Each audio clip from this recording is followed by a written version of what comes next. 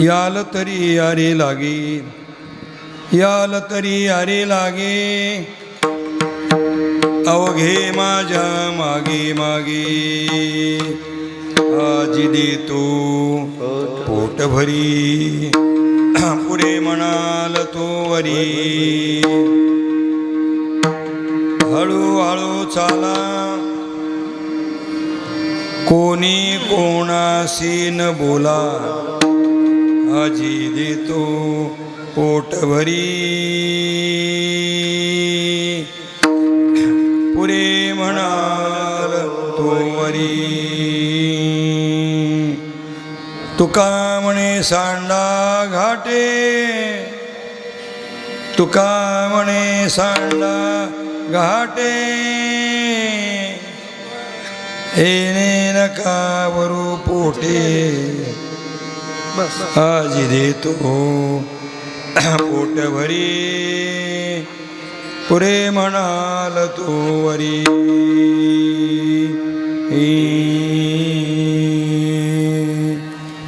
महायोग पीठे तटे भीमरथ्या, वरम पुंडरीकाय दातुं मुनीन्द्रे. समागते तिष्ठन्त मानन्दकन्दं, परब्रह्मलिङ्गं भजे पाण्डुरङ्गं. कैलाशिराणा कैलाशिराणा, शिवचंद्रमौळी. फणेंद्र माता मुकुटे जळाळी. कारुण्य सिंधू भव दुःखारी, तुझवीन शंभो मज कोण तारी. ओम नमो ज्ञानेश्वरा, करुणाकरा दयाळा. तुमचा अनुग्रह लादलो, पावन झालो चराचरी. पायी पद्मनाभ विराजे दिना कारणे जन्मराशी मुरार. जगी धन्यद सद्गुरु बोध राजा. दया पावासे नमस्कार. मनोजवं मारुततुल्य वेगं, जितेन्द्रियं बुद्धिमतां वरिष्ठं. वातात्मजं वानरयूथमुख्यं, श्रीरामदूतं शरणं प्रपद्ये. दयांचे केलिया स्मरण,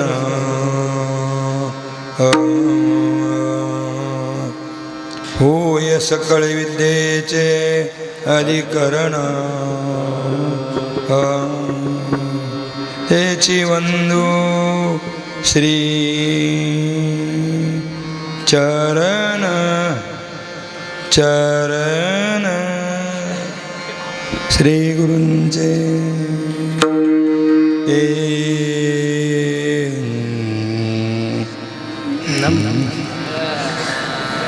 नमस्कार. मस्तक हे पावनी,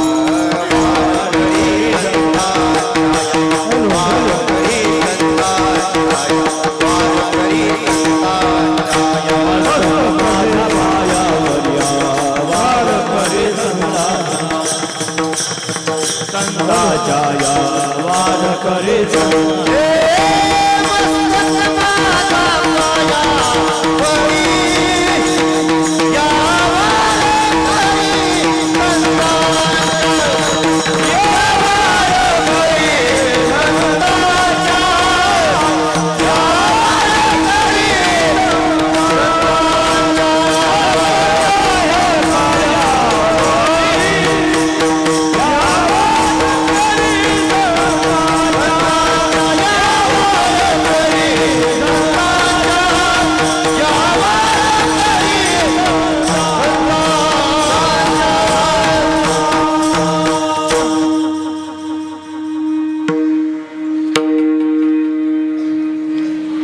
याल तरी अरे लागे, याल तरी अरे लागे, अवघे माझ्या मागे मागे, आजी दे तू पोटभरी, पुरे म्हणाल तू वरी.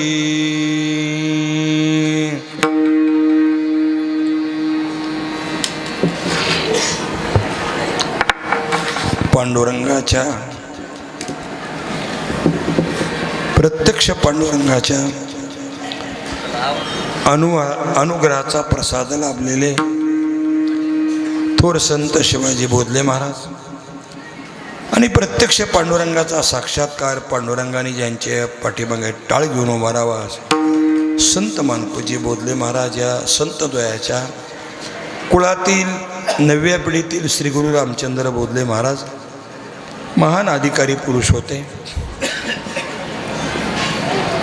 लाखो लोकांचे ते श्रीगुरु होते. त्यांचं 8/11/1982 साली आश्विन वद्य अष्टमीला सोमवारी दुपारी वैकुंठ गमन झालं. त्यामुळे कालचा दिवस त्यांच्या पुण्यस्मरणाचा दिवस आहे आणि आज काल्याच्या कीर्तनाने कार्यक्रमाची सांगत आहे. अशा श्री गुरु रामचंद्र बोधले महाराज यांच्या 41व्या पुण्यतिथी सोहळ्याच्या निमित्ताने श्री गुरु रामचंद्र बोधले महाराज संस्थांचे विश्वस्त मंडळ वेगवेगळ्या जिल्ह्यात वेगवेगळ्या प्रांतात असलेली त्यांची सर्व भक्त मंडळी, बोधले महाराजांचा परिवार, उत्तराधिकारी परमेश्वर बोधले महाराज, या संस्थांना वाहून घेतलेले अण्णासाहेब बोधले महाराज, रामेश्वर बोधले महाराज, ज्ञानेश्वर महाराज, अशोक महाराज, संपूर्ण बोधले परिवार. आणि आम्ही नशीबवान आहोत की ज्या गावाचं संपूर्ण प्रेम श्री गुरु रामचंद्र बोधले महाराजांच्या गादीवर आहे त्या संपूर्ण डिक्सळ ग्रामस्थ मंडळी बस आणि या गावातली जी तरुण मंडळी आहे, खरं म्हणजे अन्नदानासाठी आपली सेवा देणं हा एक भाग आहे, पण आलेला अन्नदानाचा शिदा तयार करणं हे आचार्याचा दुसरा भाग आहे. पण केलेला प्रसाद भाविकांच्या पानावर म्हणजे ताटात व्यवस्थितशीरपणे श्रद्धेनं वाढून त्यांना प्रसाद घेण्याचा आनंद देणं हाही या सेवेतला महत्त्वाचा भाग आहे. डिक्सळ येथील तरुण मंडळ प्रतिवर्षीच या भागात म्हणजे भोजन वाढण्याच्या बाबतीमध्ये काळजी करायचा कार्यक्रमच नाही. दरवर्षी कलश पूजन झाल्यानंतर सगळी ग्रामस्थ मंडळी तरुण मंडळी इथे येतात आणि एकदा कलश पूजन केलं की दही हांडी फुटून सगळे भाविक जेवून प्रसाद घेऊन वाटत लावेपर्यंत हे माझं स्वतःचं कर्तव्य आहे, माझं स्वतःचं एक सेवेची मला संधी आहे. या भावनेतून ही सर्व तरुण मंडळी वाढण्याची सेवा करतात, त्यांना पण धन्यवाद देतो. डिक्सळच्या माता भगिनीला असं वाटत असतं की आम्हाला निदान 2 दिवस तरी वाढू द्या, पण कालचा दिवस आणि आज काल्याचे दिवस महिलाची पंगत वाढतात, त्यांना पण धन्यवाद. शूटिंग करणारे मंडळीसुद्धा अत्यंत श्रद्धेने या कार्यक्रमात येणारे सर्व कीर्तनकार त्यांची अमृतवाणी सगळ्याच्या कानामनात आणि घराघरापर्यंत पोचावी याची सेवा करतात, त्यांना पण धन्यवाद. मृदंगाचार्य उत्तम रीतीने आपली सेवा सादर करण्याचे काम करतात, सेवा करतात, त्यांनाही धन्यवाद. आसाराम महाराजाचं तर काय विचारायचंच काम नाही, एवढंच आहे. नांदायला गेलेली पोरगी जिथं नवऱ्याची नोकरी असेल तिथं तिला जावं लागतं, जिथं कामाची संधी आहे तिथं तिला जावं लागतं, पण तिच्या डोक्यात एक असतं की पंचमी दिवाळी मात्र माझ्या माहेराला असलं पाहिजे, ओढ तिच्यात असते. तसं आसाराम महाराज साबळी महाराज म्हणजे इथूनच त्यांच्या अध्यात्माची सुरुवात झालेली आहे, मर्दन शिक्षणाची. आणि याच गादीचं आहे, माळ असल्यामुळे ते अनुग्रहित आहेत. मग त्यांच्याही मनात असं आहे, मी कुठेही महाराष्ट्रभर महाराष्ट्राच्या बाहेर गेलो तर आबाच्या पुण्यतिथी पंचमी, पुण्यतिथीरूपी पंचमीला येण्यात आनंद आहे. फेर तर कुणाबरोबरही धरतात आणि माता मौल्या पंचमीचं गाणं म्हणतात, पण इतराबरोबर फेर धरताना हातात हात घालताना जो आनंद असतो त्याच्यापेक्षा दसपट माहेरीच्या महिलांच्या बरोबर गाणं गाण्यात वेगळा आनंद असतो. जसं आसाराम महाराज आज मुकुंदाबा आले, कालपासून एवढं 83 वर्षाचं 84 वर्षाचं वय आहे, पण बसून काकडा. हे तुकाराम महाराज दीक्षित आहेत. नामदेव महाराजाच्या गात्याचं पारायण करायचं, पहिली 2 दिवस एस टी बंद असल्यामुळे त्यांना इथं येता आलं नाही. आणि नामदेव महाराजाचा गाथा म्हणजे तुकाराम महाराजांच्या गात्यापेक्षा 300 पानं जास्त आहेत. पण त्यांनी 8 तास केला, हे पूर्ण करणार म्हणजे पूर्ण करणार. अगदी 8-8 तास बसून त्यांनी जगद्गुरू संत नामदेव महाराजांच्या गाथ्याचं पारायण पूर्ण केलेलं आहे. आणि तरी अजून उभा आहेत महाराज. आलं का लक्षात? की याला म्हणायचं माणूस म्हणतं की मी हाडाचा वारकरी, मी हाडाचा शिक्षक आहे. याचा अर्थ रक्ताचं कोणी म्हणत नाही. आहार बदलल्यावर रक्त बदलू शकतं, पण हाडं मात्र कधी बदलत नसतात. म्हणून हाडाचा शिक्षक म्हणजे ज्यांच्या मेंदूपर्यंत आणि ज्यांची बुद्धी त्या विचारावर स्थिर असते त्यांना हाडाचा माणूस मानावा, हाडाचा परमार्थिक माणूस मानावा. अशी सर्व मंडळी या ठिकाणी आहेत.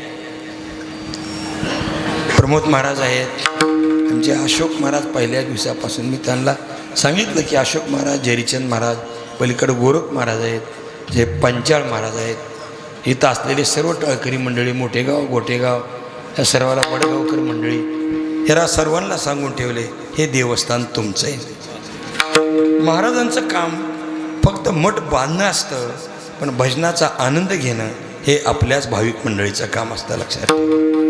आचार्याने केवढाही मोठा स्वयंपाक केला, ते सगळा स्वयंपाक आचारी खात नसतो. तिथं आलेल्या लोकांनी त्या खाण्याचा आनंद घ्यायचा असतो. त्या पद्धतीने या सगळ्या वैभवशाली संस्थांच्या भजन कीर्तनाच्या सेवेचा आनंद आपण सगळेजण घेत आहेत. हे देवस्थान तुमचं आहे. तुम्हाला परमार्थिक आनंद लुटण्यासाठी हे देवस्थान आहे. तुम्हा सर्वाला धन्यवाद देतो. भारत महाराज कोकाटे असतील, जे शिंदे महाराज आहेत,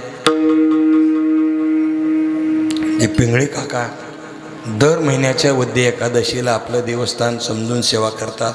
खंबसवाडी असेल, इकडं पाठीमाग आमचे मोहेचे जोशी महाराज आहेत, स्वप्नील महाराज कातमांडे, आता तेच इथली संस्था चालवतात विद्यार्थी, त्यांना पण धन्यवाद. अशोक महाराज आहेत, हे सगळे उपस्थित महाराज म्हणजे आमचे सुकुमार तात्या इत्यादी ही हाडाची माणसं. आणि उपस्थित सर्व मंडळी सर्वांना धन्यवाद देतो.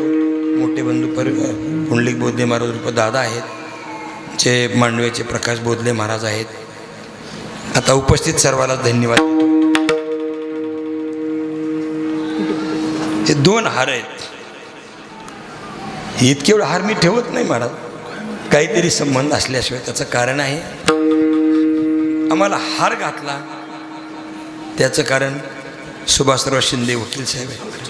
हे संस्थांच्या उभारणीपासून मी आळंदीला शिकत असताना ट्रस्ट कसं असावं, संस्थान कसं असावं हे त्यांनी करून दाखवलं. आणि आयुष्यभर 1 रुपयाचा छदाम न घेता आयुष्यभर या संस्थांची त्यांनी विनामूल्य अशा प्रकारची सेवा केलेली आहे. याचा फायदा ते प्रवचन करता करता कीर्तनकार झाले, कीर्तनकार होता होता संत गुरुबाका संस्थांचे अध्यक्ष बी झाले, आणि पत्र्याचा मंडप होता तो 3 मजली बी केला. असं त्यांचं काम आहे. म्हणून त्यांचा हार घेतला. आणि दुसरा हार इथं माझ्यासमोर माझे 2 वर्गमित्र आहेत, राखुंडे साहेब, आम्ही क्लासमेट आहेत. बोधले महाराज यांच्या घराण्याची गुरुगादी आहे, ठीक आहे. हे असलं तरीसुद्धा ते आम्ही दोघं वर्गमित्र आहेत. इकडे एक आमचे वर्गमित्र आहेत, जगताप साहेब आपल्याबरोबर होते. जगताप साहेब त्यांच्या घराण्यात 3 जण फौजदार, 3 बी रिटायर झाले. मला वाटते पारगाव करायला सांगायची गरज नाही. त्यातले एक फौजदार तुमचे पारगावचेच जावाई, नरसिंग अण्णाची मुली अशा सर्व उपस्थितांना वकील साहेब आपल्या सर्वांनी सेवा केली. आपल्या सर्वांना धन्यवाद देतो. या कार्यक्रमाच्या निमित्ताने आलेले सर्व पंचक्रोशीतील सर्व मंडळी, भाविक मंडळी, गुणवंत महाराज सगळ्याला धन्यवाद देतो. फोटो काढणारा सुद्धा धन्यवाद द्यावा लागतो, कारण हे काय फोटो सरळ निघत नाहीत महाराज. फोटो चांगला फोटो घ्यायचा असला तर लई वाकडं तिकडं व्हावं लागतं, तितकं मन लावून तितकं जीव लावून काम करावं लागतं. म्हणून त्यांना देतो. यादव महाराज आहेत, जनाभाऊ आहेत, सगळ्या उपस्थितांना धन्यवाद देऊ. माता भगिनीला धन्यवाद देऊ. हे काल्याचं कीर्तन महाराज त्या संस्थांच्या अध्यक्षाचं का असतं, फडाच्या मालकाचं का असतं, त्याचं कारण आहे की शेवटी सगळ्याचे आभार मानायचे असतात. कीर्तनामध्ये खूप काही तत्त्वज्ञान सांगितलं, याच्याही पेक्षा न विसरता सगळ्यांचे आभार मानायचे असतात. जरी व्यक्तिशः नाही मानता आले तरी सामुदायिकरित्या समूहाच्या काय करावं लागतात, आभार मानायचे असतात. त्याचं कारण आहे, मला हे कधी कळलं, हे सगळ्या गोष्टी असतात आपल्या व्यवहारात असतात. बघा, ज्या बाईच्या घरी लग्न आहे तो वरमाही बसत्यापासून हालत नाही. बघा,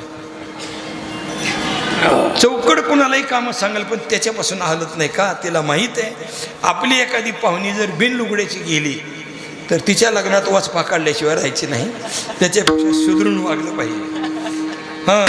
आता तर इतकी तयारी झाली मला लोकांची की त्या साड्या, त्याच्यामध्ये पुन्हा ती काय ओटीचं सामानाची एक बारकी पिशवी, त्याच्यात बांगड्या, त्याच्यात पीस, त्याच्यात गमजा टोपी, काय असेल भरपूर आहेर असेल तर ते कपडे फिपडे सगळे तयारी. पहिले तेवढं तरी होतं, आता त्याच्यात प्रगती झालेली आहे. लोकांनी ठरवलं अगोदर, लग्नाच्या अगोदर त्यांच्या घरी नेऊन द्यायचं, पण कोणी विसरायला नको. आणि एखादी बाई विसरली तर ती तशी माघारी जात नाही. वरमायला म्हणते येऊ का आकाशात, येऊ का आकाशात, दोनदा तीनदा तिला विचारते. मग हिच्या लक्षात येतं ज्या अर्थी येऊ का म्हणते त्या अर्थी हिचा आहेर गेला नसेल असा विचार करते. पण ती बेलाही चॅप्टर असते, देताना उचललं की देत नाही. आहेराच्या यादीत नाव कोणाचं आहे, जिचं आहेराच्या यादीत नाव असेल तिला चांगली साडी देते, आणि तिचं काहीच नसेल ती म्हणते बाळू हे बघ, हिला थोडं मुठभर बुंदून 4 पोरे देऊन वाटं लाव. खेड्यातल्या छोट्या छोट्या गोष्टी आहेत साहेब. तुम्हाला सांगू का, मी आळंदीला संस्थांमध्ये आम्ही तिथले विश्वस्त मंडळी गप्पा मारत बसलो होतो. बोलता बोलता मी तिथली घटना वाचली. मी म्हणलं ही विद्यापीठाच्या घटनेसारखीच घटना आहे. त्यावेळेला तिथले राजभाऊ चोपदार म्हणले असं नाही महाराज, विद्यापीठाच्या घटनेसारखी घटना ही आळंदी संस्थांची नाही, आळंदी संस्थांच्या घटनेसारखी विद्यापीठाची घटना आहे. कारण इंग्रजांनी आळंदीच्या गावाला नगरपालिकेचे रूप दिलेले. हे आता उगं ग्रामपंचायतचं पुन्हा नगरपंचायतचं पुन्हा नगरपालिका, नगरपालिकेचा महापालिका, अशा उड्या मारीत नाही गेलेली. त्या काळात 125 वर्षापूर्वी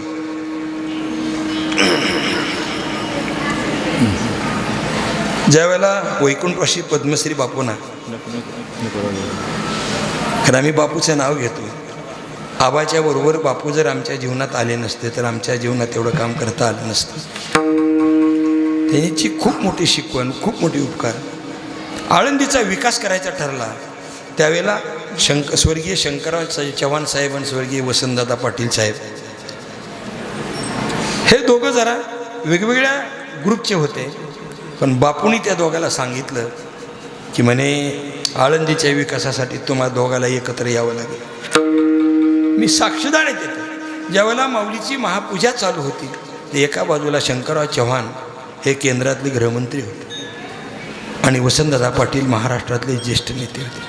हे दोघंजण पूजा करत होते. मी तिथं कोपऱ्यात उभा होतो. मला तिथून हे बाळकडू आहे आलं का लक्षात की ही राज्य चालवणारी शक्ती धर्माच्या कामाला वापरल्याशिवाय एकतर धर्माचं काम मोठं होणार नाही आणि त्यांनाही ही साधू संतांच्या सेवेची पुण्यही मिळून समाजाचं कल्याण करण्याची बुद्धी त्यांना होणार नाही. ही भूमिका बापूंची होती. त्यावेळेला शंकरराव चव्हाण साहेबांनी या नगरपालिकेचा इतिहास सांगितला. म्हणे इंग्रजांनी याला नगरपालिकेचं रूप दिलेलं कोणाला, आळंदी संस्थानला. आणि तिथं संस्थांमध्ये चर्चा करताना पाहिलं की आळंदी संस्थांची घटना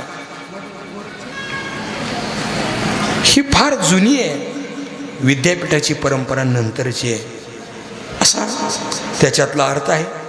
आणि म्हणून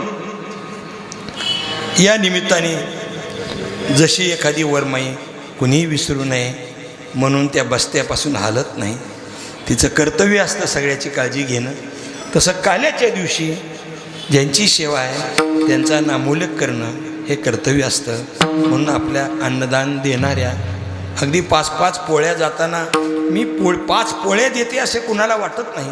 माझ्या घरातून माझ्या गुरुगादीला, माझ्या सद्गुरू आबाच्या समाधीला माझा नैवेद्य जातो या भावनेनं. एखाद्या गाडी घाईने निघाली, जर एखाद्या माऊलीच्या पोळ्या राहिल्या तर ती एस टीला कुणाला तरी पाठवते, मोटरसायकल पाठवते. का? गेल्या वर्षी माझा नैवेद्य राहिला, मला वर्षभर समाधान मिळालं. इतक्या श्रद्धेने भक्तिभावाने हे सगळ्यांची सेवा आहे आणि त्यांना कोटी कोटी धन्यवाद देतो. आणि आज काल्याच्या कीर्तनाच्या निमित्ताने सेवेकरता निवडलेला अभंग जगद्गुरु तुकाराम महाराजांच्या गाथ्यातील बाळ क्रीडा प्रकरण आहे. बाळ क्रीडा आहे की नाही? कोणतं प्रकरण आहे? प्रकरण म्हणजे एक विषय असतो, त्याला काय म्हणतो आपण?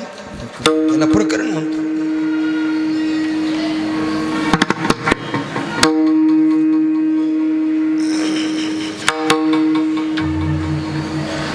रामायणामध्ये एका विषयाला कांड म्हणतात,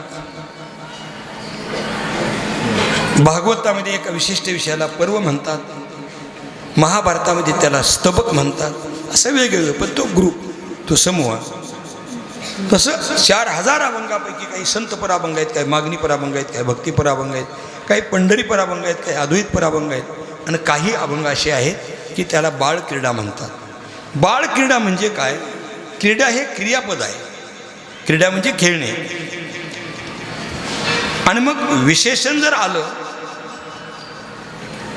तर त्या क्रियापदाविषयी, त्या नामाविषयी, त्या कर्माविषयी विशेष माहिती सांगत असते. काळा घोडा असा शब्द वापरला. घोडा हे नाम आहे आणि काळा हे विशेषण आहे. तुमचा कोणता घोडा आहे? 50 घोड्यापैकी काळा घोडा असा शब्द वापरला. मग तांबडा नाही, पांढरा बांडा नाही. विशेषण हे इतरापासून त्याची व्यावृत्ती करतं आणि त्याच्या अर्थाची अभिव्यक्ती करत असतं, म्हणून त्याला विशेषण म्हणतात.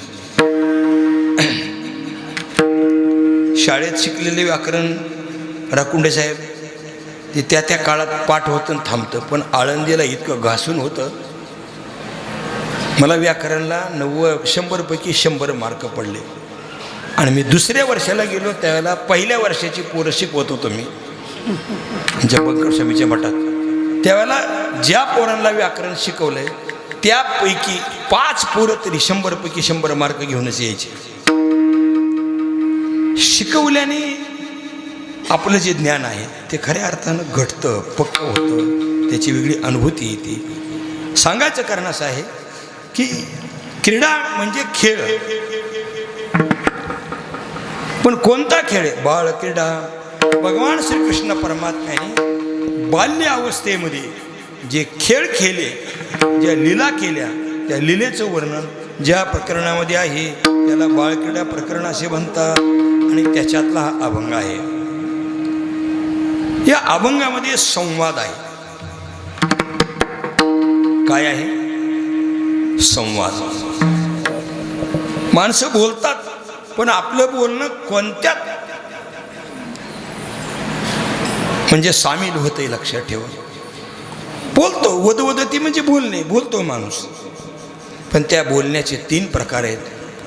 एक वितंडवाद, एक वाद आणि दुसरा संवाद. वितंडवाद कोणात असतो?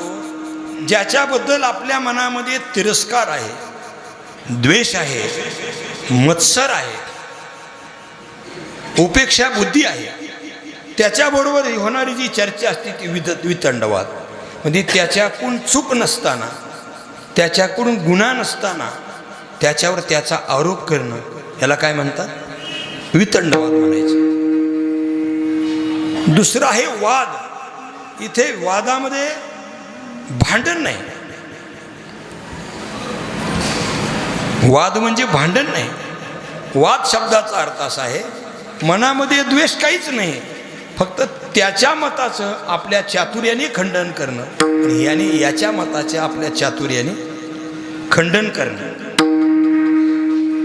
आणि त्या वादावादातून मग सार काय ते हातात येत असतं. म्हणून शास्त्रकार सांगतात, वादे वादे तत्व बोलाई जायते. ब्रह्म सत्य आहे का असत्य आहे, जगत सत्य आहे का मिथ्या आहे, परमात्मा परिच्छिन्न आहे का व्यापक आहे, अशी शास्त्रातले अनेक मतमतांतर असतात. त्या मतमतांतरामध्ये एकमेकाच्या मताचं खंडन करत करत शेवटी सार विचारापर्यंत जाणं त्याला वाद म्हणतात. आणि संवाद कशाला म्हणायचं? संवाद त्याच्यात असा असतो की आपण चर्चा करतोय, पण चर्चा करताना आपलं जे श्रद्धास्थान आहे त्याचा अवमान न होता त्याच्याशी चर्चा करणं, त्याचं काय नाव आहे? संवाद आहे. एक डॉक्टर MD डॉक्टर होते, त्यांची मुलगी सुद्धा डॉक्टर होती. आम्ही त्यांच्या घरी बसलो होतो. बोलता बोलता चर्चेची पातळी वाढली. ती मुलगी म्हणते, पप्पा तुम्ही माझे पप्पा आहेत, त्याच्यामुळे हे शब्द तुम्हाला नाही शोभत, मी तुमची मुलगी आहे. पातळी संपल्यावर वाद होतो, संवाद होत नाही. संवाद त्याला म्हणायचं.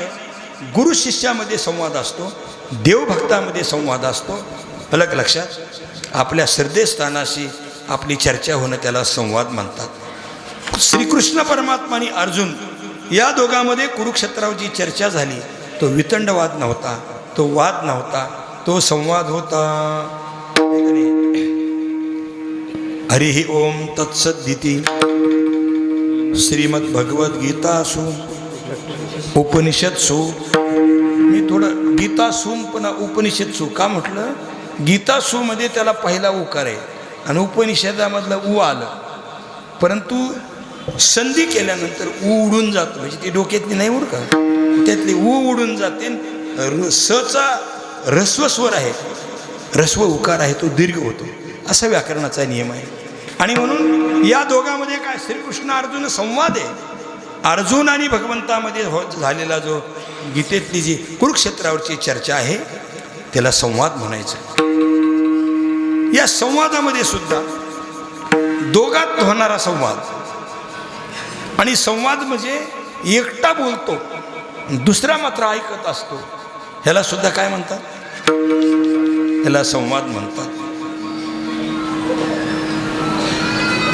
तुम्हाला हे पटायचं काही अवघड नाही. कधी कधी तुम्ही रागावलेले असतात, फड फड फड फड बोलायला लागले असते, त्यावेळेला ती काय करत असते? ती काय करते? ती ऐकूनच घेते ना. एकतर्फी संवाद आहे ना, ती पण जास्त दिवस ऐकून घेत नाही बरं का. पहिल्या वर्षी हा बोलत असतो आणि ती ऐकत असते.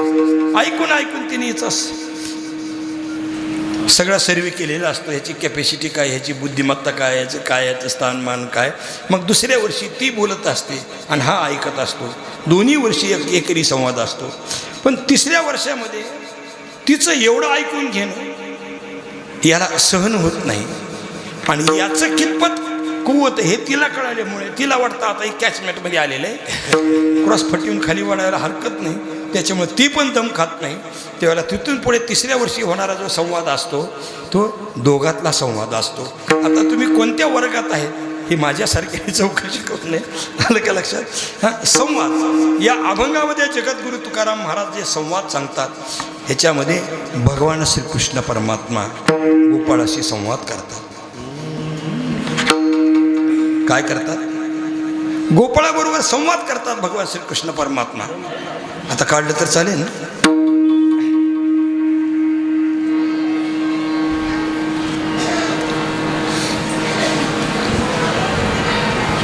आता संवादाचा विषय काय असेल, संवादाचं कारण काय असेल आणि संवादाचं फल काय असेल.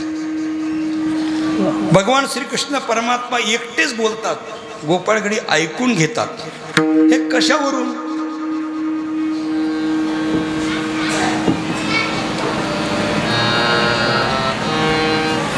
अलीकडे लोक म्हणतात तुम्हाला केवळ भावनिक होऊन चालणार नाही, तुम्हाला तर्काला टिकावं लागेल.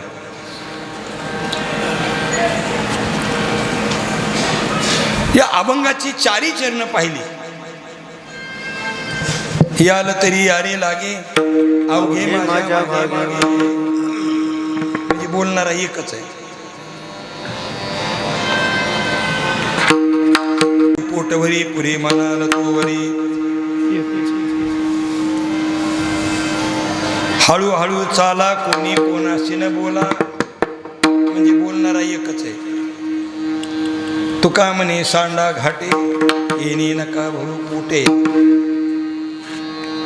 म्हणजे देव बोलले आणि त्याच्याबद्दल प्रतिउत्तर कोणी दिलंय असं नाही. कधी कधी देवाच्या बोलण्यालाही दुसऱ्या तिसऱ्या चरणामध्ये प्रतिउत्तर असतं. ऐक पांडुरंगा एक मात, काही बोलणे आहे तुझे एकांत, काही बोलणे आहे तुझं एकांत.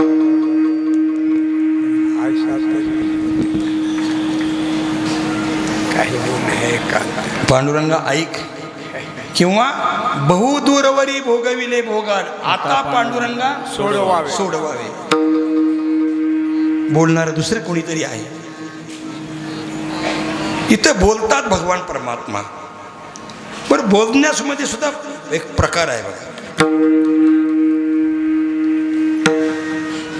एक प्रभू सम्यत उपदेश म्हणतात, एक कांता सम्यत उपदेश म्हणतात. कांता सम्यत उपदेश म्हणजे बोललं जातं. कांता म्हणजे पत्नी, पण पत्नीची बोलण्याची पद्धती वेगळी असते महाराज. हां, पत्नी बोलते, मला असं वाटतं बरं काय, मला असं वाटतं लोकांच्या घरी आपली लेकरं टी व्ही बघायला जातात, त्यांनी हाकलून दिलं, बरं नाही वाटत असं. मला असं वाटतं एवढंच म्हणते. मग काय वाटतंय ते ह्यानं ओळखून घ्यायचं. म्हणजे पत्नी आपल्या पतीशी बोलताना आज्ञा करून बोलत नाही, विनंती करून बोलते. मुलगा आपल्या आई वडिलांशी बोलताना आज्ञा करून बोलत नाही, काय करतो, विनंती करून बोलतो. म्हणजे ही गोष्ट जुन्या काळातली बरं का, ही सगळ्या गोष्टी जुन्या काळातल्या. पण पती ज्या वेळेला पत्नीला बोलतो, लवकर स्वयंपाक कर, लवकर बाजारात जायचं आहे, म्हणजे आज्ञा रूपाने जे बोलतो. मुलाशी बोलताना आज्ञा रूपाने बोलतो. गुरुजी विद्यार्थ्याशी बोलताना म्हणतात का गुरुजी की पोरांनो, तुमच्या पाया पडून तुम्हाला विनंती, उद्या ग्रहपाठ करून या. आपल्याला कधी गुरुजी म्हणले का असं? गुरुजी आज्ञा करतात, उद्या एवढा ग्रहपाठ करून आणला पाहिजे, नाही तर एवढा का चिंचाचा फोक आहे. साहेबाला माहिती आम्हाला भोंडवे गुरुजी शिकवायला होते बरोबर आहे, इंग्रजीला. येतानाच फोक घेऊन यायचे बरेच गुरुजी. गुरुची आज्ञा असते, देवाची आज्ञा असते. हे कशावरून? या अभंगातल्या प्रत्येक चरणाकडे पाहिलं तर आज्ञाच आहे. याल तरी या रे लागे, यायचं असलं तरी या. कसं या? लागे या म्हणजे चिटकून या. आणि माझ्या मागे यायचं असलं तर हळूहळू चाला, आज्ञा. कोणी कोणाशी न बोला, आज्ञा. तुका म्हणे सांडा घाटे, आज्ञा. येणे नका भरू पोटे, आज्ञा. बरं, ही आज्ञा एकट्याला आहे का अनेकाला आहे? हे बघा, जसं ते आपण रसवंतीवर जातो ना, त्या रसवंतीमध्ये रस काढताना जो रस काढणारा असतो ना, तो असा पिळून पिळून पिळून पिळून रस काढतो. इतक्या वेळेला पिळतो की ती सूत्री बाजूला काढल्यानंतर त्याला वाळवायची गरज नाही. काडी वडली ती तिथंच पेटते आणि तिथंच त्याला बिडी पेटून घेता येते. इतकं त्याची बेजारी करतो सगळं. तसं अभंग एक ग्रंथ आहे महाराज, आपण त्याच्यातून किती काढू शकतो. आता आज्ञा एकाची नाही महाराज. आणि उग महाराजांनी सांगितले म्हणून आपण ऐकायचं नाही, ते तर्काला टिकलं पाहिजे. पहिली गोष्ट भगवान बोलवतात ते एकट्याला बोलवतात का, कोणाकोणाला बोलतात? याला रे या रे लागे, याला रे या रे लागे,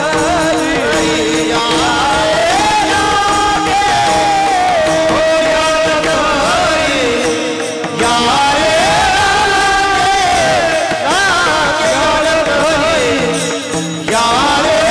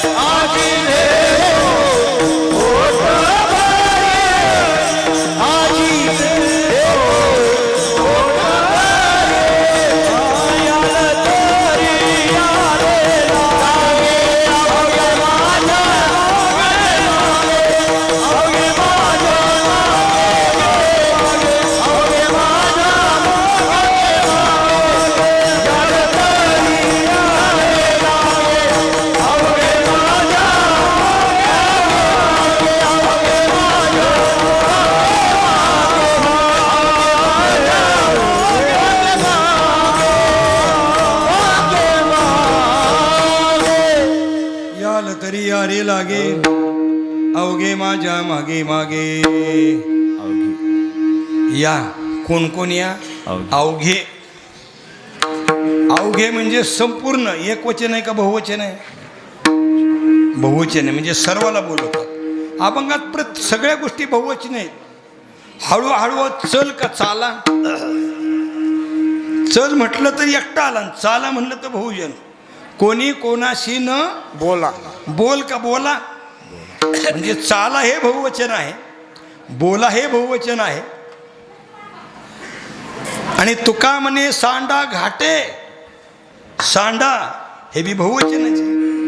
आणि येणे नका भरू पोटे काय आहे? थोडं कीर्तनात व्याकरण काढलं का नाही आपल्याला अभंगाच्या विषयाकडे जाता येत नाही. म्हणून चलता चलता नमुना म्हणून पोळी होईपर्यंत आपला आमटी भात खाल्लेली बरी. पण सगळाच आमटी भात असेल तर मग पोळी शेवटी उगी याच्यात करून खायची आणि हात धुवायचा असं पण होईल. म्हणून त्याच्याकडे जास्त जात नाही.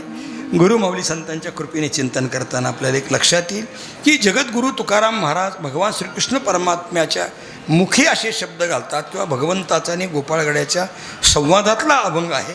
आणि या अभंगामध्ये जगद्गुरू तुकोबराय आदेश करतात.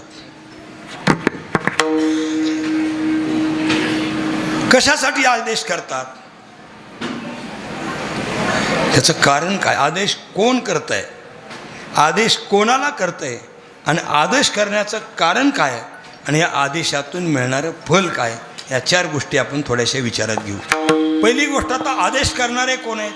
भगवान परमात्मा आहेत. नेहमी करता एक लहान मुलाचं, कमी अधिकाराच्या माणसाचं आपल्याला आज्ञा ऐकू वाटत नाही, नाही चालत महाराज. आमच्या आई म्हणायचे नेहमी, हां लहान बारक्या माणसानं सांगितलं की आपल्याला राग येतो. अलग लक्षात. म्हणजे लहान माणसाने सांगून जमत नाही, अधिकारी माणसाने जर सांगितलं. मग एखाद्या कलेक्टर आपण सांगितलं कलेक्टर साहेब तेवढं काम करून ऐकल का? पण मुख्यमंत्र्याचा फोन आल्यावर कलेक्टर खुर्चीवर राहतील का? लगेच गाडी काढली की त्या ऑन दी स्पॉट किंवा काय जो आदेश असेल त्याचं पालन. इथे आज्ञा करणारे प्रत्यक्ष भगवान परमात्मा आहेत आणि ज्यांच्याशी आज्ञा करायची ते गोपाळगडी आहेत. पण कशासाठी? त्याचं कारण आहे, गोकुळात अवतीर्ण झालेल्या भगवान श्रीकृष्ण परमात्म्याने नंदाच्या घरी लहान अवस्थेत असताना देवाने विचार केलेला होता की आपल्याला कंसासारख्या शत्रूबरोबर टक्कर द्यायची आहे, दुष्टाचा संहार करायचा आहे. त्याच्यामुळे पहिल्यांदा काय चांगलं असलं पाहिजे आपली? आपल्याला एक वाक्य होतं बघा, health is better than wealth. आरोग्य ही संपत्ती. पहिल्यांदा आपलं आरोग्य नीट ठेवलं पाहिजे. आणि एकट्याच्या आरोग्यानं चालत नाही, सामूहिक आरोग्याची जर टीम असेल तर आपल्याला काही पण करता येतं. पण भगवंताने विचार केला, आपल्या गोपाळगडीची टीम सक्षम होण्यासाठी काय करावं लागेल. गोपाळगडीकडे पाहिलं तर गोपाळगडी आशक्त दिसले. नेहमी करता कोणत्याही गोष्टीमध्ये जे परिणामाचा विचार करतात ती माणसं मोठी राहतात, आणि जे परिणामाचा विचार करत नाही ती माणसं अडकून बसतात. पण बऱ्याच वेळेला मोठी माणसं सहन का करत असतात? त्याचं कारण, जर आपण सहन न करता जर ॲक्शन घेतली तर त्याचे परिणाम होत असतात. त्या अलीकडे त्या झेलमध्ये जाऊन सुद्धा हे मीडियावाले तिथला प्रसंग करतात. ते व्हॉट्सअपवर आलं होतं एक दिवशी. ते मीडियावाले तिथे गेले, तिथे एक बाई दिसल्या. ते म्हणले, तुम्ही इथं कसं काय? म्हणले, हो. तुमचं शिक्षण काय? मी म्हणले MD आहे. मग इथं जेलमध्ये तुम्ही किती वर्ष शिक्षा आहे? म्हणले, मला काळ्या पाण्याची ठेप आहे. म्हणले असं कसं काय? ते म्हणले, काय झालं? सासू मला बोलली, मला वाटलं ह्या अडाणीनं मला बोलायचं असतं काय. मला राग आला. म्हणले, उचलला ठोंब्यानं घातला तिच्या डोक्यात आणि सासू मेली. काय झाली? मेली. आणि मला अटक केलं आहे म्हणले, आणि ते सगळे साक्षी पुरावे असले म्हणून मला आता जन्मठेपच आहे. म्हणले, काय आहे? एक शहाणा माणूस दुसऱ्याचा त्रास सहन का करतो? त्रास सहन करणं ही कमी शिक्षा आहे, पण त्याला उत्तर दिलं तर अडचणी जास्त वाढतात. म्हणून हे मोठ्या माणसाचं काम असतं. परिणाम काय? इथे जगद्गुरु तुकाराम महाराजांच्या अभंगाचं चिंतन करत असताना एक लक्षात आलं की भगवंताने लक्षात घेतलं की या गोपाळगड्याला आपण सक्षम केलं पाहिजे. सक्षम करताना मग त्याच्यात खोलात गेले, तपासात गेले. काय होत आहे? आपलं गोकुळ तर दही दूध तूप लोण्याने एवढं का समृद्ध आहे. अलीकडच्या काळात कोणतीही गोष्ट परिपूर्ण सांगायची झाली तिथं पंढरी शब्द वापरला जातो. कारण पंढरी ही परिपूर्ण आहे. पंढरी इतकी परिपूर्ण आहे, नुसतं चंद्रभागा डोळा पाहिली तरी पाप जातं. पुंडलिकरायाचं दर्शन घेतलं तरी सगळ्या संतांची भेट होती. आणि भगवंताचं दर्शन केलं तर तुका म्हणे, जन्म आल्याचे सार्थक विठ्ठलाची देखलिया. म्हणजे सर्वांगानं परिपूर्ण आहे. त्याचं नाव काय आहे? पंढरपूर आहे. बरोबर आहे. म्हणून ज्या भागामध्ये दूध जास्त आहे, दूध पंढरी. ज्या भागामध्ये कृषीचा चांगला विकास झाला आहे, कसली पंढरी म्हणतात? कृषी पंढरी. आणि ज्या गावामध्ये जास्त भांडणं होतात ते भांडण पंढरी असं कधी म्हणलं नाही. विकास, समृद्धी, परिपूर्णता असा शब्द वापरला जातो. गोकुळ तर दुधानं परिपूर्ण आहे. ज्याच्याकडे 10,000 गायी ते उपनंद आहेत. ज्याच्याकडे 1,00,000 गायी त्याला नंद आहे. ज्याच्याकडे 10,00,000 गायी आहेत त्याला महानंद आहे. एवढं गायी दुधानं विपुल असताना हे गोपाळगडी असे का? नेहमी करता आपल्याला खाण्यासाठी कितीही चांगल्या गोष्टी असल्या, पण ज्याला वाटायचंय ती माणसं जर कंजूसन कपटी असली तर असून मिळत नाही. स्वार्थी असली तर. गोकुळच्या दही दूध तूप लोणी मथुरेच्या बाजाराला जात असल्यामुळे आणि त्या दही दूध तूप लोण्याचे पैसे जास्त येत असल्यामुळे त्यांनी पोराला ताकच प्यायला द्यायचं, बाकी दही दूध तूप लोणी खायला देत नव्हते. नेहमी एक लक्षात ठेवा, अन्याय करणाऱ्याला वाटतं की आम्ही सक्षम आहोत, पण गाडी अशी पलटती की सगळेजण मिळून त्याला पालतं घालते. काय होतं? सगळे मिळून काय करतात? माणूस म्हणतो हे एकटा काय करणार आहे, ते एकटा काय करणार आहे असं बोलतो. पण ते एकटे एकत्र आले मग ह्या दुकट्याला पायाखाली तोडत. कसं गोकुळच्या घराघरातलं दही दूध तूप लोणी असंतोष जास्त टिकत नाही. लक्षात ठेवा, असंतोष ऊर्जा घेऊन येत असतो, असंतोष सामूहिक शक्ती घेऊन येत असतो. आणि म्हणून तो असंतोष 1.5 कोटीच्या रूपाने सराटेला जमला होता. असंतोष ऊर्जा घेऊन येत असतो. तशी ही सगळी गोपाळगडी मंडळी एकत्र जमली आणि भगवंताने सांगितलं काही काळजी करू नका. हां, तुमचं अडचण काय, तुमचं दुःख काय, आम्हाला पोटभर खायला मिळत नाही. आजी देतो पोट भरी. आल तोवरी हिराबाई सत्यवान मुंडे वडगावकर यांना विनंती आहे की स्टेजच्या पाठीमागे या, अण्णा महाराजाला भेटा, तुमच्या घरी येऊन काहीतरी निरोप आहे. आजी देतो पोटभरी पुरे म्हणाल तोवरी, आज तुम्हाला मी पोटभर खायला देतो. म्हणजे आजपर्यंत काय भरलेलं नाही, काय भरलेलं नाही, पोट भरलेलं नाही. या रूपकाच्या माध्यमातून जगद्गुरु तुकोबाराला एक वेगळा विचार सांगायचा आहे. तुम्ही खरंच विचार करा, आपलं तरी पोट भरलंय का? पोट असं गमतीचं आहे महाराज. काही काही लोक तर उठल्याबरोबर बेटी बस, म्हणजे अंतुरणावरचा चहा. अंतुरणावरचा चहा काय करतो महाराज? आधुनिकता सुद्धा तुम्ही विचार करा. अंतुरणावरचा चहा पेलं की आपल्याला जास्त लवकर आंघोळ करावी वाटत नाही. आणि लवकर आंघोळ नाही केली की आपल्या पूजेचा, ध्यानाचा, नियोजनाचा वेळ निघून जातो. बेटीच्या अंतरणावरचा चहा म्हणजे आपल्याला तरतरी आणणारा नाही, आपलं दिवसभराचं नियोजन बिघडून टाकणार. ते एक विषच आहे, बिघडून टाकणार. तरी सकाळी चहा पितो, इकडून तिकडून चाना चुना फिरत फिरत खातो, पुन्हा जेवण करतो. ऑफिस असेल, शेती असेल गेलो तिथंही काहीतरी खातच राहतो. 4 वाजता घरी आल्यावर बायकोला म्हणतो चहा करून दे. स्वयंपाकाला वेळ असला तर तो म्हणतो काहीतरी थोडं बहुत आहे का, त्यावेळेसही खातो. जेवण झाल्यावर झोपता झोपता म्हणतो थोडंसं एक तर काही टेस्टी आहे का तोंडात टाकण्यासाठी. म्हणजे गंजीचा थरावर थर दिल्यासारखं तो कामाने पोट धायल्याची न धाय पोट. एक MD डॉक्टर होते, आम्ही त्यांच्या घरी बसलो होतो. चर्चा करता करता पोटावर चर्चा झाली. तर पोट असं आहे महाराज, आपलं जे आतलं पोट आहे ते फुग्यासारखं आहे. फुगा जितका फिगवून तिथं फुगतच राहतो. जास्त फुगविला तर फुटतो आणि कमी फुगविला तर त्याला ताण येत नाही, मग तो टिकतो.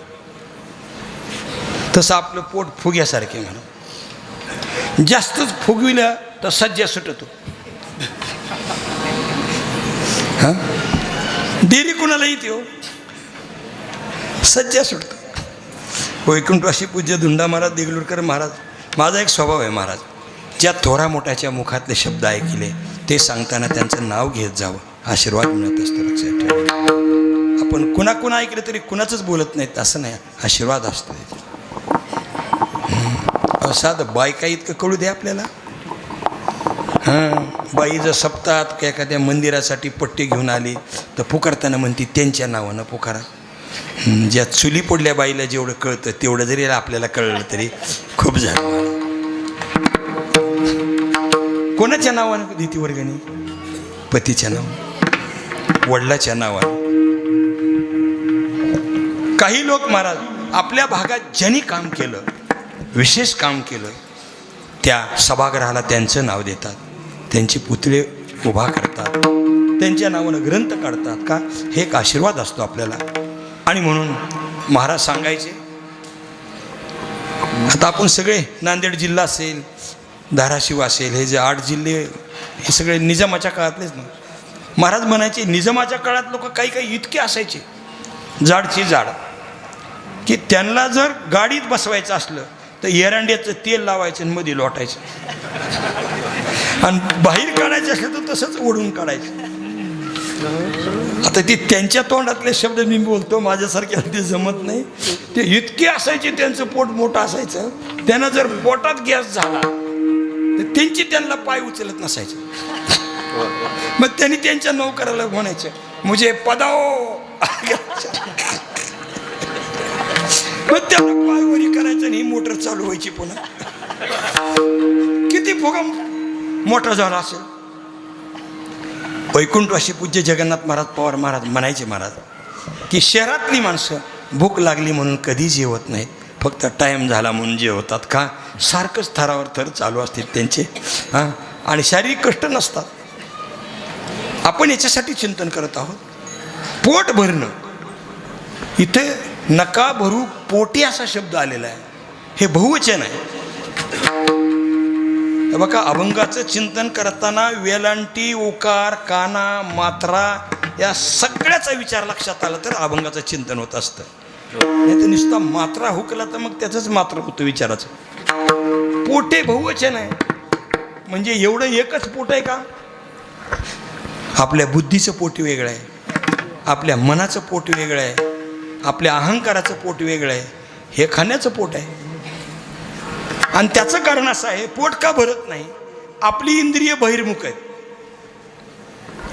इंद्रिय माणसाला अंतर्मुख होऊ देत नाहीत. अंतर्मुख व्हायचं असेल तर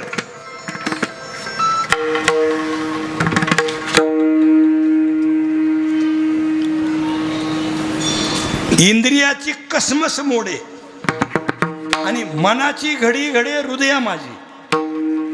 इंद्रियाची कसमस मोडे, अलग लक्षात. त्याला जी करावं वाटतं ते करू नाही द्यायचं. इतकं जर झालं तर इंद्रियाची कसमस मोडे आणि मनाची घडी घडे हृदया माझे. एवढं अंतर्मुख झालं तर मात्र आतला आत्मानंद मिळत असतो. पण आपली वृत्ती बाहेर, किती बाहेर आहे. अहो, फोटो काढतात तरी माणसाची समाधान आहे का माणसाला? इतकं पोट मोठं आहे, एक ह्याच्याबरोबर एक काढायचं, एक त्याच्याबरोबर एक काढायचं, हे करून एक काढू द्या, एक ते हे करून एक काढू. बरं, कोणताच फोटो आपला कुणीच बघत नाही ना. आपले फोटो बघायला कुणाला वेळ आहे आणि कोणाला फुरसत आहे. मग आपले आपणच म्हातारपणात बघावं लागतं. हे लग्नातला फोटो, मग एक फोटो निघाले असते मेहनीनं चौरून गवरून पालता पाडलेला, हे फोटो. एक फोटो निघत असतो बायकोला. ती मलाही लोक म्हणतात, महाराज तुम्हाला एकच काय म्हणतात. मला लहानपणी नवरा नवरी बघायचा लय नाद होता, त्यामुळे त्यावेळेला मी बारक त्यावेळेस माझ्या लक्षात आलं ही खेळ लय अवघड आहे, आपण ह्याच्या नादी लागणं चांगलं. आता तुम्ही त्याच्यात टिकून राहिलात, कमाल आहे. बहादराव, तुमचं धन्यवाद, कौतुक करतो.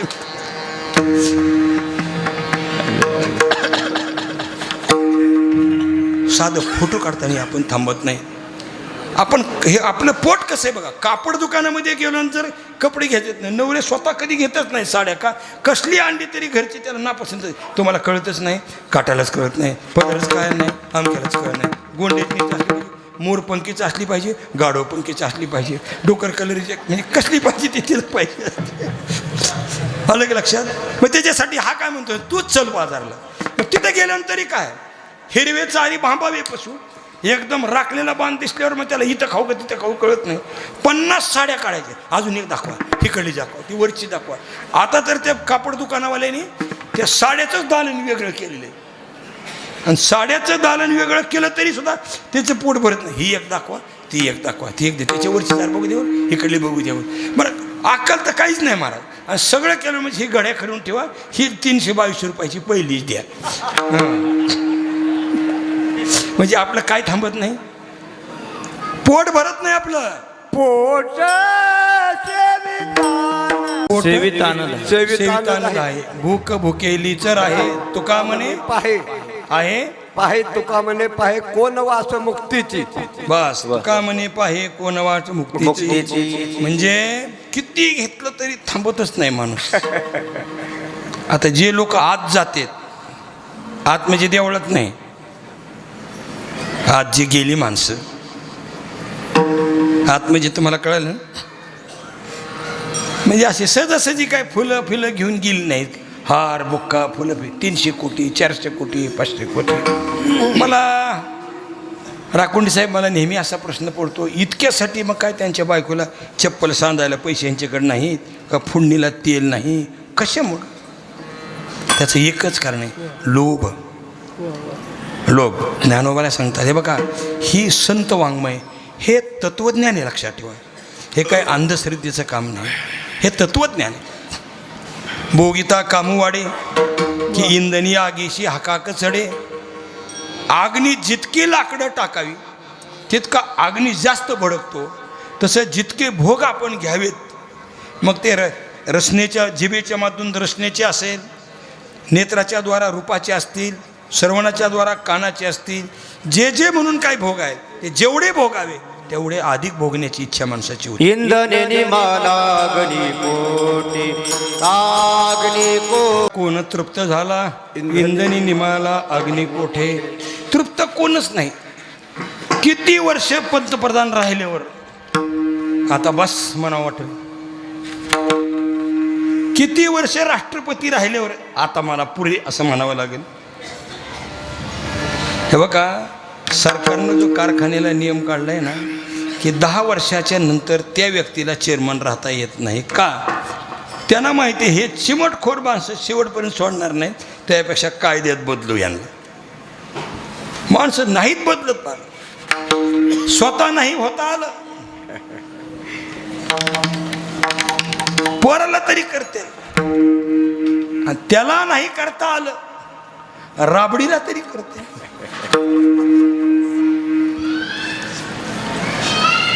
राबडीची बारी संपली, पोराला आता पोरगच बनते. हमारी डिंपल भाभी, डिंपल भाभी. मला वाटतं ह्याच्यापेक्षा का मला फायली खाली येता येत नाही.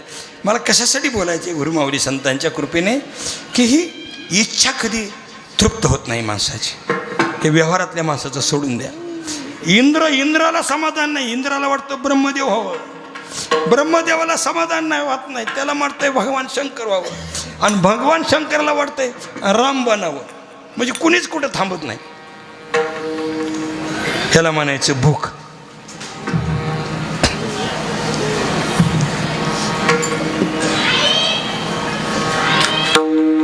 आता त्याच्या पुढे चलू आपण. कर्म करून 100 यज्ञ करून इंद्र गेलं झालं तरी समाधान नाही. 100 यज्ञ करून ब्रह्मदेव झालं तरी समाधान नाही. ते सोडून द्या. म्हणजे हे सगळं भौतिक हे लोकातलं आणि परलोकाचं सोडून दिलं पोट भरेना म्हणून. म्हणून तो अध्यात्मात आला. योग केला तरी पोट भरलं नाही.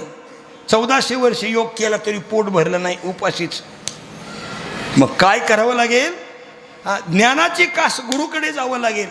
मुक्त झाला तरी पोट भरलं नाही. नको ब्रह्मज्ञान, आत्मस्थिती भाव, मी भक्त तो देव. एवढंच नाही, भक्तीच्या उंचीवर तुकोबाला जाऊन सांगतात, अरे तुम्हाला जर उच्च अवस्थेत यायचं असेल आणि तुम्हाला पोटभर द्यायचं असेल तर गोटवीन लाळ ब्रह्मज्ञानी हाती, मुक्त आत्मस्थिती सांडवीन.